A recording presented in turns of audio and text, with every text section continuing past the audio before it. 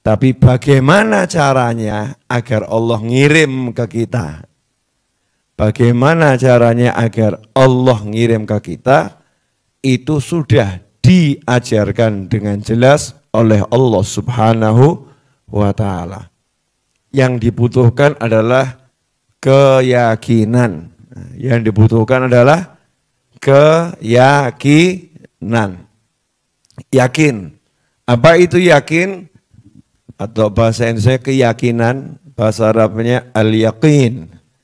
Ya, al-yaqin itu artinya keyakinan. Kepercayaan.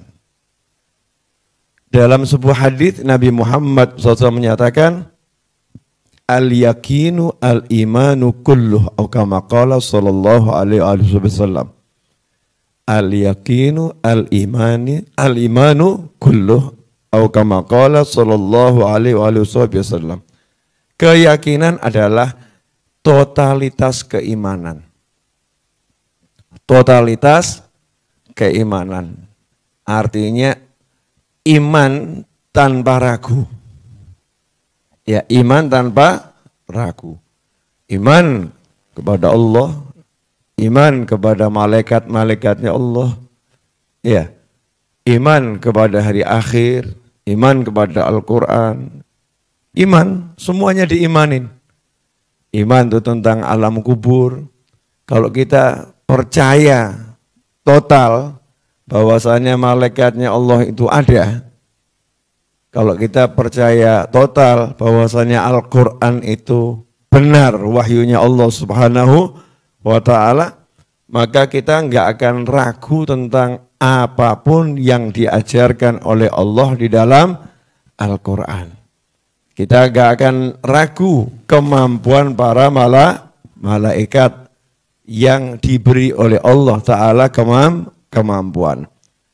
Apalagi terhadap Allahnya langsung, ya kita gak akan pernah ragu bahwasanya Allah itu maha dan maha.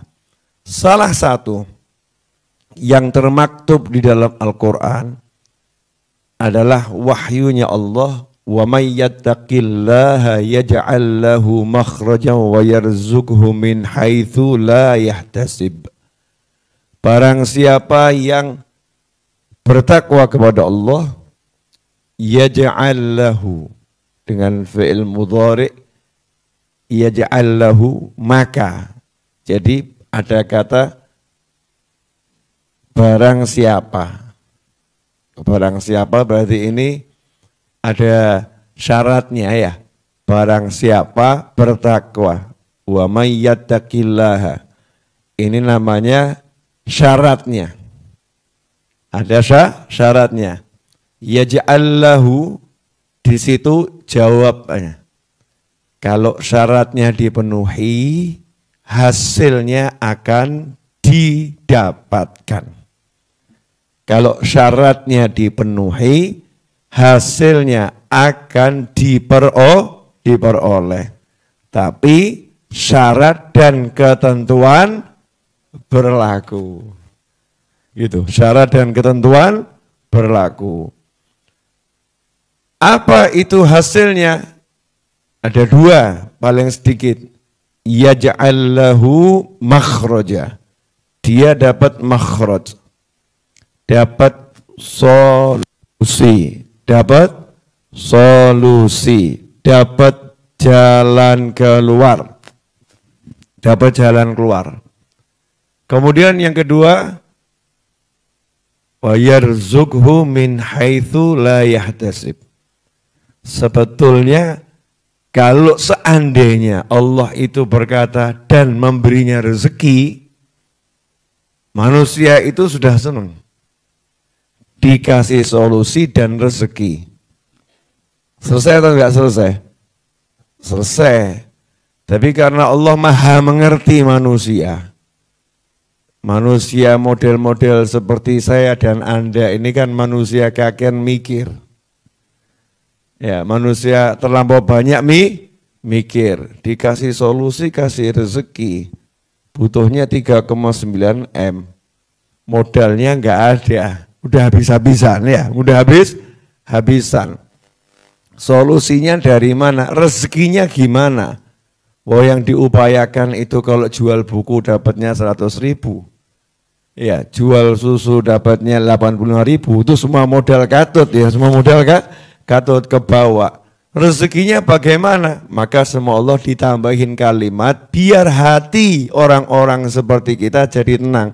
Min haitsu la yahtasib. Caranya rezeki itu sampai ke kamu, modelnya bagaimana, kamu nggak akan pernah bisa memperhitungkannya. Kamu nggak akan pernah bisa memperhitungkannya. Artinya apa? Nggak usah kamu pikir, pokoknya ada solusi, ada rezeki, dan rezekinya sifatnya surprise. Ya, sifatnya surprise, nggak bisa dikira-kira, nggak bisa dinyana, nggak bisa diduga. Nanti Allah yang ngasih itu. Ya Allah yang ngasih. Nah untuk percaya gitu butuh iman. Kalau enggak mesti ngeyel. Ya surprise-nya modelnya gimana? Ya beneran nih nanti ada surprise. Kalau enggak ada gimana? Masya Allah. Ngeri ini kalimat ini. Berarti dia enggak percaya sama Allah, enggak yakin sama Allah. Orang yang percaya yakin sama Allah itu hanya bergerak saja, menekuni takwa, melaksanakan perintah, menjauhi larangan.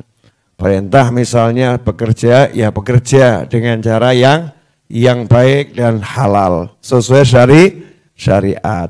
Perintah misalnya dia seorang guru harus mengajar, ya dia mengajar. Perintah misalnya seorang ibu harus nyayangi anak, ngurusi anaknya. Seorang istri harus ngurus suaminya. Ya jalankan itu. Ya jalankan itu. Anak bukti sama orang tua. Jalankan itu.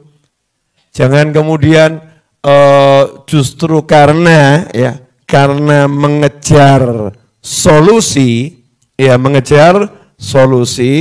bakti sama orang tuanya ditinggalkan. Karena mengejar solusi, ya kewajiban kepada istrinya diabaikan. Karena mengejar solusi, taat pada suaminya disingkirkan. Karena mengejar solusi, sayang pada anaknya terabaikan. Karena mengejar solusi, maksiat dilakukan. Naudzubillah min dzalik. Itu enggak akan selesai. Yang ada adalah masalah demi masalah, demi masalah, demi masalah, dan rezekinya nggak akan pernah bisa menyelesaikan masalah. Naudzubillah min dzalik. Nah, gimana caranya biar bisa punya yakin? Itu selalu ditanyakan, biar bisa yakin tuh gimana ya? Ya kadang juga aneh ya, pinjem nih. Tolong kasih dulu, kasih dikit aja, jangan banyak-banyak. Dikit. Ya itu namanya belum dikasih. Jangan bakhil-bakhil, kasih. Ya Allah, ya Rabbi. Dikit jangan banyak, tapi jangan cuma setitik. Ya. Dah. Nih. Ini ada asap, berarti ada apa di dalamnya? Ada api. Kira-kira arang api ini panas enggak? Siapa mau megang? Hah? Kamu yakin panas? Bara apinya itu, ada nih bara apinya nih. Nih. Ada bara apinya. Yakin panas? Yakin. Mau megang? Enggak. Kenapa enggak mau megang? Karena percaya, yakin itu panas. Coba terangkan sama saya, gimana kamu bisa yakin ini panas?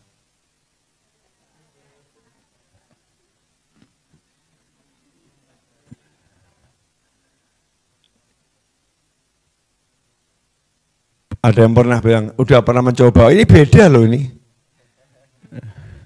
Siapa tahu ini beda.